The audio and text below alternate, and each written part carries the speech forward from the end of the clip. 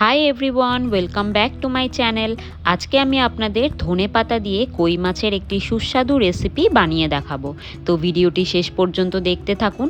প্রথমেই আমি এখানে 4 পিস কই মাছ নিয়ে নিয়েছি এবং তার সাথে নিয়ে নিয়েছি একটি ছোট টমেটো কেটে নিয়েছি, তার সাথে লঙ্কা নিয়ে নিয়েছি এবং ধনেপাতা আর কিছুটা আদা, আর তার সাথে নিয়ে নিয়েছি মশলা, যেখানে রয়েছে নুন, জিরে গুঁড়ো, লঙ্কা গুঁড়ো এবং হলুদ গুঁড়ো।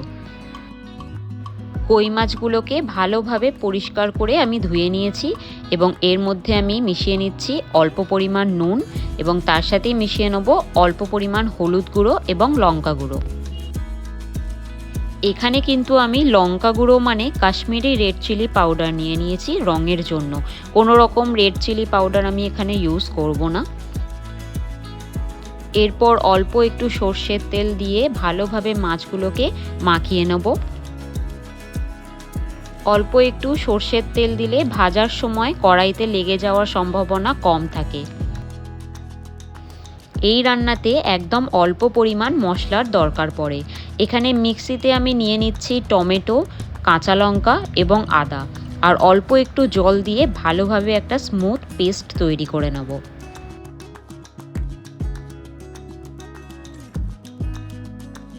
মশলার পেস্ট আমার রেডি হয়ে গেছে। এরপর ইন্ডাকশানে একটি কড়াই বসিয়ে কিছুক্ষণের জন্য ছেড়ে দেবো গরম হওয়ার জন্য। কড়াই গরম হয়ে এলে কিছুটা পরিমাণ এখানে সর্ষের তেল আমি দিয়ে দিচ্ছি এবং এই তেলের মধ্যেই আমি মাছও ভাজবো এবং তারপরে রান্নাটিও করব।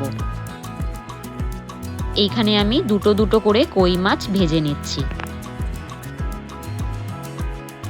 মাছের এক একটা সাইড 1 থেকে 2 মিনিট মতন ভেজে নিচ্ছি। খুব বেশি পরিমাণে কই মাছ ভাজার দরকার নেই, তাহলে টেস্ট সেরকম পাওয়া যায় না। একটু অল্প পরিমাণে ভাজলেই যথেষ্ট। প্রথম 2 পিস মাছ ভাজা আমার হয়ে গেছে। এরপর বাকি দুটো মাছ আমি এখানে দিয়ে দিচ্ছি। মাছ ভাজা কমপ্লিট হয়ে এসেছে। এরপর আমি সেম কড়াইতেই সেম তেলেই ফোড়ন দিয়ে দিচ্ছি একটি কাঁচা লঙ্কা চিড়ে এবং কিছুটা পরিমাণ কালো জিরে এবং 30 সেকেন্ডস মতন এটিকে ভালোভাবে ভেজে নেব। ফোড়নের খুব সুন্দর গন্ধ ছেড়ে গেছে। এরপর আমি পেস্ট করে রাখা মশলাটা ডিরেক্ট তেলের মধ্যে দিয়ে দেবো। মশলাটিকে খুব ভালোভাবে কষিয়ে নিতে হবে 2 থেকে 3 মিনিটের জন্য।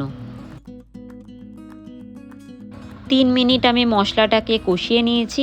এরপর এখানে আমি অ্যাড করে দেবো গুঁড়ো মশলা, যার মধ্যে রয়েছে পরিমাণ মতো নুন, 1 টিস্পুন হলুদ গুঁড়ো, 1 টিস্পুন রেড চিলি পাউডার এবং 1 টিস্পুন জিরের গুঁড়ো।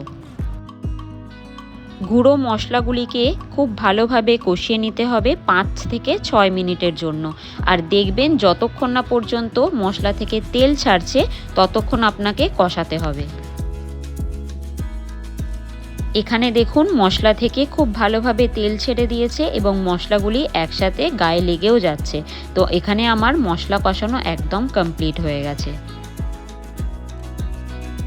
এই পর্যায়ে এখানে আমি অ্যাড করে দিচ্ছি 1 কাপ মতন জল। আপনারা চাইলে কম বেশি পরিমাণ পাল্টাতে পারেন।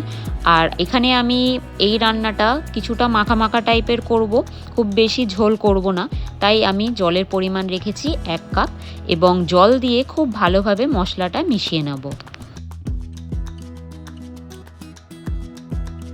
আঁচ মিডিয়ামে রেখে এখানে আমি ঢাকা দিয়ে দিচ্ছি 3 মিনিটের জন্য। 3 মিনিট পরে এখানে দেখুন ঝোলটা ফুটে এসেছে। এই পর্যায়ে কই মাছগুলো এর মধ্যে দিয়ে দিচ্ছি। কই মাছগুলোকে ভালোভাবে নাড়াচাড়া করে নিচ্ছি যাতে ঝোলের সাথে খুব ভালোভাবে মিক্স হয়ে যায়। এরপর আমি ঢাকনা চাপা দিয়ে দেবো 2 থেকে 3 মিনিটের মতন।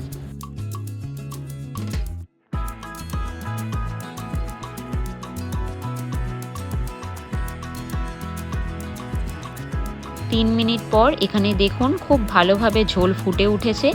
এর মধ্যেই আমি দিয়ে দেবো কেটে রাখা ধনেপাতা। একটু বেশি পরিমাণ ধনেপাতা দিলে এই রান্নাটা খুব সুস্বাদু হয়, তাই জন্যে আমি একটু বেশি পরিমাণ ধনেপাতা এখানে দিয়ে দিচ্ছি এবং এরপর আমি ঢাকা চাপা দিয়ে রেখে দেবো আবার 2 থেকে 3 মিনিটের জন্য।